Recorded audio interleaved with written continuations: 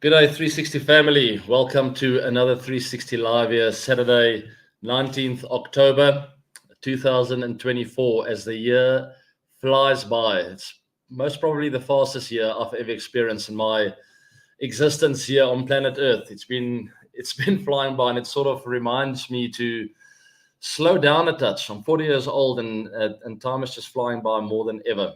There's lots happening in the cricketing world. Lots of entertaining and exciting stuff. As we know that Test match is live right now, India, New Zealand. Fascinating what's been happening there. But before we get to that, guys, remember to post your questions down below in the descriptions box. Also subscribe to the channel as per usual, like this show, and let's get things going. Straight into it. India, New Zealand, right? Oh, let's start with something more exciting, in my opinion. Being a bit biased, the women's team from South Africa, the Proteas ladies, go all the way through to the final, beating the mighty Australians in that semi-final. What an incredible performance by all of them. South Africa chasing down that 134 for 5. I thought it was going to be tricky, to be honest. I thought we bowled exceptionally well. We were on point. And then we made light work of that chase. Absolutely phenomenal, with the captain, Laura Wolfhard, standing up there, really laying a nice foundation. But then Annika Bosch coming through with a mighty strike rate of 154 and really blowing the Aussies out of the water. What an amazing performance. I had the great privilege of sending these ladies a private message just prior to the start of that semi-finals. Yes, I might sound like I'm boasting a bit. I'm going to claim it. Just some inspirational words. Obviously, I've never been in a World Cup final, so that was part of my message, saying, guys, this is history you guys can create here. Yeah, what a fantastic opportunity. And I sort of gave them a bit of a rundown on what I believe we've done wrong in the past in knockout matches, almost taking it too seriously, being too intense, too hyped up. And I sort of urged them on to just go out there, to look around them and enjoy the presence of their teammates, and to play together as a unit, and just to remember to have fun out there. Remember when you were a youngster dreaming of moments like this. Now you're actually living it out in the present, and just to not to hype it up too much, because it'll fly by. You'll look back and you'll regret it in a way. And I urge them on to stay in the present. To enjoy every moment out there, to stick together as a team. And once you hunt as a pack, you become a force to be reckoned with. And it's very difficult to stop a team playing together as a unit when they get some momentum. And that's exactly what happened for the Proteas women's team. They got a bit of momentum in the field, hunted as a pack together, fielded exceptionally well, didn't make a lot of mistakes, really forced the Australians to play good cricket shots out there and work for their runs. And once they walked off, at the innings break, I could sense a bit of confidence in the fact that they felt that they made the opposition work for every run. And now it's just a matter of applying themselves with a bat in hand, knowing that they can feed off the mistakes that the Australians will make, and that they are under pressure. They need to come out and take wickets. And I thought they played this semi-final exceptionally well. And I'm hoping for more of that in the final against New Zealand, who beat the West Indies in a very close encounter. I think it was by 8 runs. It was a great game of cricket. But New Zealand showing a lot of emotion at the end. And they are also a street-smart team who always play together as a unit. So it will be a fascinating final. Tomorrow, we absolutely cannot wait to go and watch that final unfold. And hopefully the Proteas ladies make history by becoming the first South African cricket team to win a World Cup final. And I want to wish them all the very best. To Laura Wolfhard and the troops, go out there, guys, enjoy every moment, stay in the present, and go all the way. We are right behind you. Let's take a quick question then. Phenomenon. Maybe Laura Wolfhard has led the SA women's side exceptionally well, and she is the leading run scorer in this T20 World Cup. Your thoughts? Absolutely incredible. She is possibly the lady that I've been following over the last few years with the best technique that I've seen in the women's game. A very sound technique, very solid presence out there. She always seems to be calm. She plays classical cricket shots. Reminds me a bit of the former Protea Jacques Callis. Very elegant in the way she goes about her business. Deceptive power that she creates by playing the ball nice and late and under her eyes. But just great on the ice. It's really beautiful to watch the way she plays the game. and it's always elegant, the way she almost creates power, but with elegance at the same time. So congrats on her for being the leading run scorer. I've no doubt she will end up as the leading run scorer, and hopefully more runs in that final for her and her troops. Cannot wait. Moving on then from the T20 World Cup, we'll move on to India and New Zealand, as New Zealand's walking out to bat now, guys, chasing down not a big total. They need 107 runs to win. Absolutely incredible test matches in Bengaluru. I knew with India batting first there, I was a bit nervous for them, because I know that in Bangalore, in that first innings, first hour, there's always a bit of movement. That and the Wankhede Stadium, the Chinnaswamy and the Wankhede, I always feel like in that first hour, your seam bowlers have an opportunity to really get breakthroughs and put the batters under pressure. After that, it gets really flat and eventually starts taking a bit of turn. It's happened exactly like that. And if you, in my 100th test match, we played there, and I clearly remember it was really tricky in that first hour or two. It felt like almost batting in South African conditions, but it doesn't last long. But if you do start losing wickets, it's very difficult to stop. For a new batter to come in, there's a bit of movement, and New Zealand Pacers just took full advantage of that, getting a lot of wickets in that first innings and bowling India out for 46. Absolutely incredible, almost a world record. And I cannot believe that I'm saying that India is still in the game, but that just shows you the quality of the outfit of the Indian cricket team right now. They still have a chance, and I've got a funny feeling they might just stay in the game by getting a few early wickets. I see that the New Zealand innings will not commence as there's bad light, so there's a full day of cricket happening tomorrow. New Zealand only need 107, but India will have a new ball in their hands. It'll be morning conditions at the Chinnaswamy, and I will be very surprised if New Zealand run away with this. I still do tip them to win it. I mean, 107 is not a lot of runs, but I feel the class of Bumrah and a few other players, Siraj, will come to the party and will put New Zealand under a bit of pressure. It's incredible. I clearly remember moments like this where you are hot favourites to win the test match or a game of cricket for that matter, and you're the next batter in that change room, and you just hear the roar of a wicket going down and another one going down, and then the home crowd getting behind their team, and you're next into bat and you're rushing, and there's another roar, and all of a sudden it's quiet in the change room, but there's a panic. If India can find a way to create that in the New Zealand change room, I really do feel they have a chance, and almost slow things down, make that 107 runs feel like 207. That'll be the aim for India. So I'm definitely not putting them out of it. It will be absolutely insane if they find a way to win a game of Test cricket after getting bowled out for 46, right? I mean, there's lots of players to mention with that comeback. Rishabh Pant, obviously Sarfaraz getting that 150. Great fight back by them. And you've got to give credit to New Zealand as well for playing a fantastic test match. They do deserve to win this test, but India will not make it easy for them. ABD, what do you think about India versus New Zealand? Could India defend 107?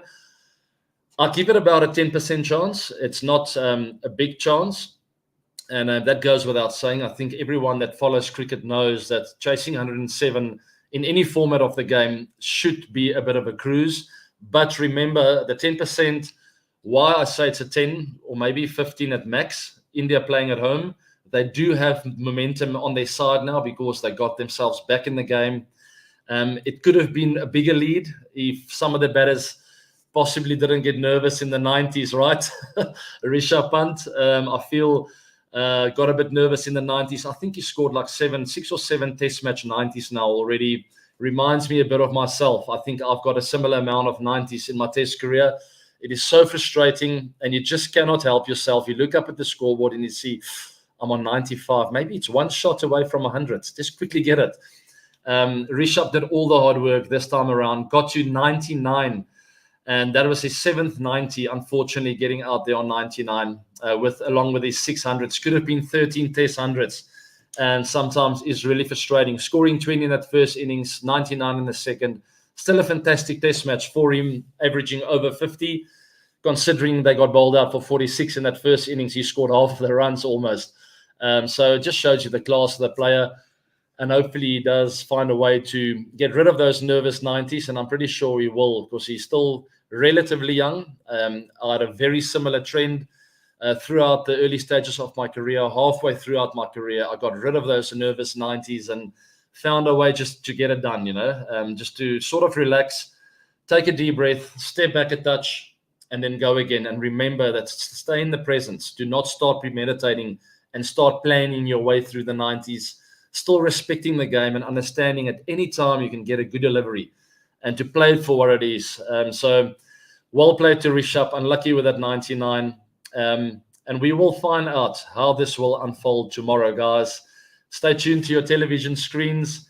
I will definitely be following every single ball. It's going to be fascinating. And I do hope, I don't have a bias here. I don't want a particular team to win, but I do want India to get into the game. I want to see them get 2 or 3 early wickets and see how this whole test match unfolds with a bit of nerves there in the New Zealand camp.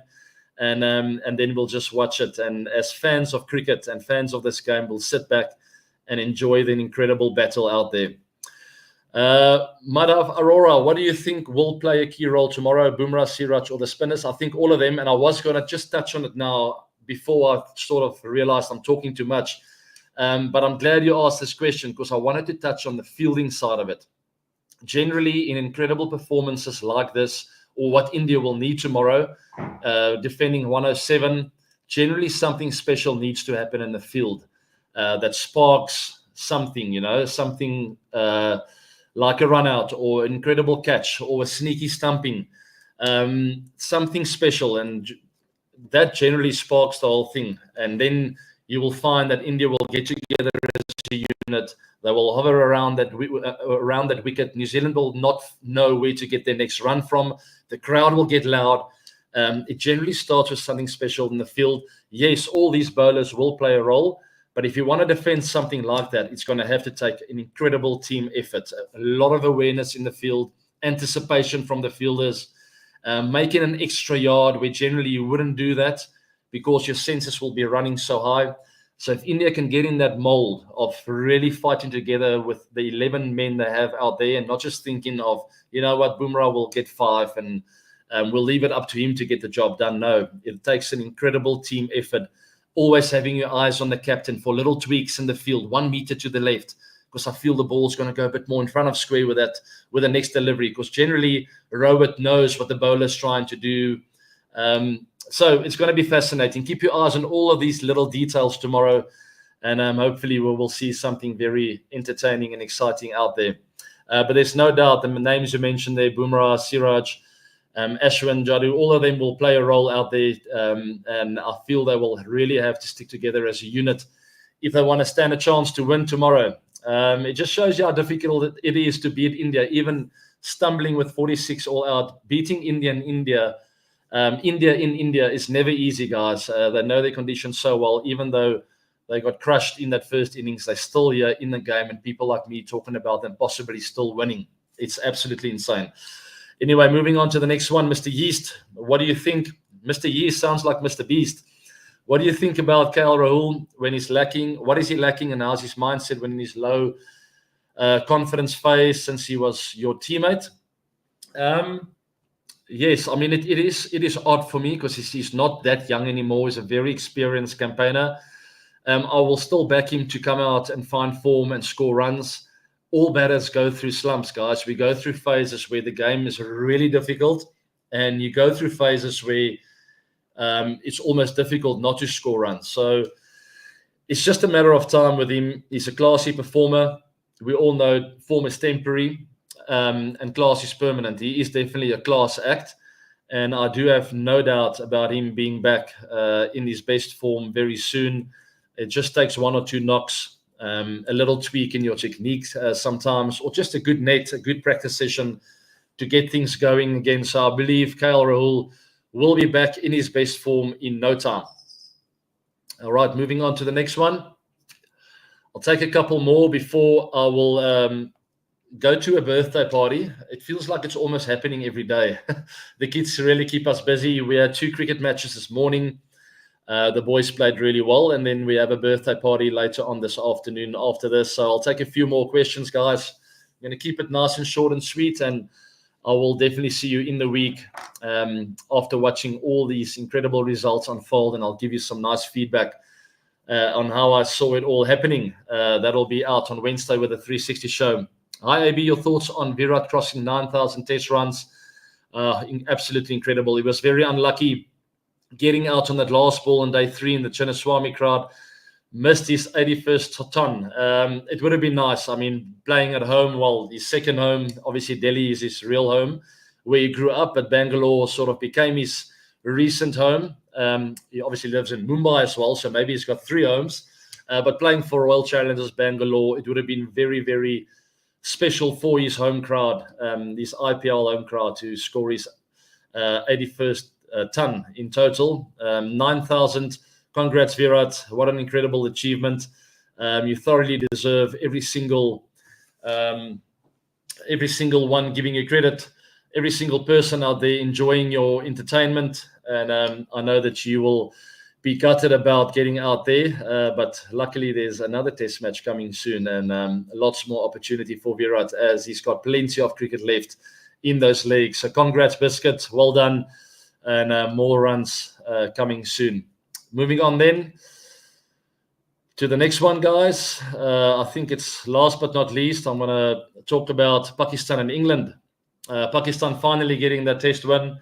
They've been through an incredible slump of late, but they're still in this test series and winning that second one. Well done to all of them. A really good test match, right? 366 playing 291.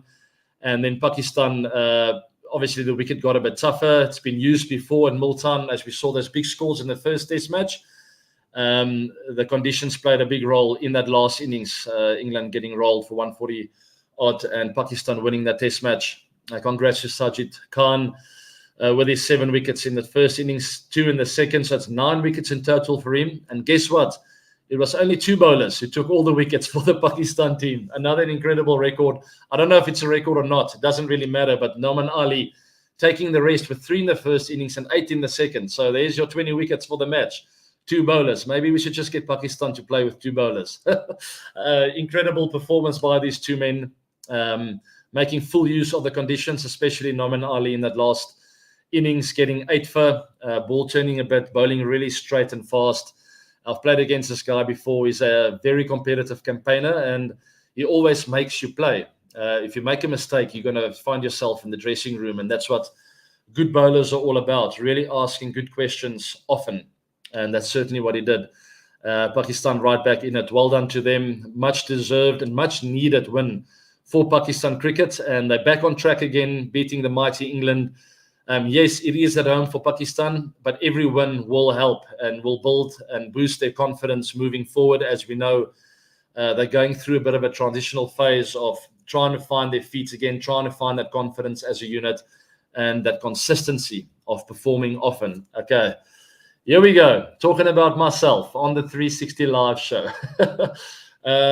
The reason why I put this up, guys, is I want to thank all of you for supporting me, and obviously big thanks to the ICC, the nominees, or the people on the panel, not the nominees, but on the panel. Obviously, there were 2 other great cricket players who got inducted into the Hall of Fame, David and Cook. Well done to them. It was great to see a women's player there as well. It's a great honor for me, guys. Thank you very much to the ICC, to all my fans out there, all the supporters over the years. I get very shy with these kind of things, so that's why I don't go on about it too much. But yes, obviously it's a very proud moment, and it sort of reminds me of all the hard work that's gone into getting to moments like this. It's really special for me, and obviously Virat as well. Thank you very much for the kind words. I did talk to him in the week, thanking him for these kind words. What I'm really proud about is Virat speaking about me always putting the team first, always being prepared to do everything I can to have an impact on the team. And that's how I want to be remembered by, not by my stats or my records, by being in the Hall of Fame, anything like that. I want to be remembered as a guy who contributed to the team and always put the team first. I'm very, very proud about that, and I will not shy away from that. That's certainly the way I played my cricket, and it was always priority to me. That's the way I was brought up. There's more important things than just yourself and your own ego in life. And that's one thing I learned from my parents. And cricket taught me that throughout the years as well. It's such a humbling game, humbling sport. The minute you get ahead of yourself, it crushes you right down to the floor and you got to start again, which I had to go through quite a few times before I realized, you know what, it's best to keep your feet on the ground and to play for the team no matter what. So thank you to everyone out there, to the responsible party of getting me inducted into the Hall of Fame, ICC, and the panel. Thank you very much. Much appreciated. And congrats to the other two, Alistair Cook and Neetu David, for being inducted as well. I played a lot of cricket with Alistair Cook. We're from the same year, 1984 babies. We played under 19 cricket against each other. I've always had the world of respect for him. And I mean, we played a lot of cricket, test matches, ODIs, and all sorts against each other, and I have a lot of respect for him. Neetu David, I haven't met before, but congratulations with the incredible feat. Well done. Last few, what was your first reaction? Obviously very happy, very proud. A bit more shy on the screen, but thank you very much for that, Anupam. I had a phone call from my mom. She was in tears. My dad in the background. Obviously, it's a big deal, but I always remind myself that is you got to keep your feet on the ground no matter what. I've said that before. Alrighty, moving on to that next one. Super fan. Thank you very much, Dex, for being part of the 360 show and 360 Live. I really appreciate your support. It seems like our Tristan has taken his game to the next level. He's tall, he's solid, he's aggressive like you. What else have you picked watching him? And is he Devil similar in technique? Pretty similar. I think Tristan's got a few things to work on. I take it you're talking about Tristan Stubbs. Both of them being there in Bangladesh now, getting ready for that first test match against Bangladesh. I'm very excited to watch that test series unfold, as it is a must-win for South Africa to give them a chance to qualify for the World Test Championships. Hopefully they'll finish in those top two, but first things first, I need to play some good test cricket over there in Bangladesh, which will be very tricky. A very young team, very inexperienced, and guys like Tristan Stubbs and Devil Brevis will need to be at their best. I'm not sure what the team will look like and if Brevis will get his opportunity. We'll wait and see. But with regards to Stubbs, he got found out a little bit in the West Indies, and I'm very sure Bangladesh will have all eyes on a couple of weaknesses that showed. Quite hard hands. He finds it very difficult to leave balls on 6th, 7th stump, which is quite wide. Got out a few times like that. And I mean, bowlers are so clever these days. Analysts, teams analyze everything about you and your technique, your strengths, your weaknesses, areas of where they can possibly find a weakness and get you out. And I feel Stubbs just will have to really work on that little bit wider line. If you want to play at that, you need to play it incredibly late and make sure you get on top of the bounce of the ball. Hard hands outside off stump in Test cricket is always very dangerous. Ask me, I was right in the forefront of that. Got out very often, even towards the back end of my career. I was very similar to Stubbs. Really liked to feel bat on ball, always wanted to look to score. And guys like a Stuart Broad, for instance, picked up on that and bowled this little leg cutters just outside of, pushing me wider and wider, really asking me to have a go with his slip cord and waiting there in the back. So Stubbs will go through a similar thing like that. You will be asked a lot of questions outside of. Yes, Bangladesh conditions will be a lot different to what he got in the West Indies and everywhere else in the world. It'll be a bit lower and slower. In Bangladesh, you'll face a lot more spin bowling, left-arm spinners firing it in at the stumps. But still, you need to play it late. And you need to be very decisive of what you let go outside the off stump and what not. If you do start fishing there, you really need to almost decide, am I going to play it very late or have a full go? There's no in-betweeners there outside off. The minute you hesitate to touch there outside off, you open up a lot of room for trouble. So yeah, that's my take. And if he is listening, hopefully you'll take it in the right light and work on that. It's something I fought throughout my entire career. So there's nothing odd about it. It's very, very normal.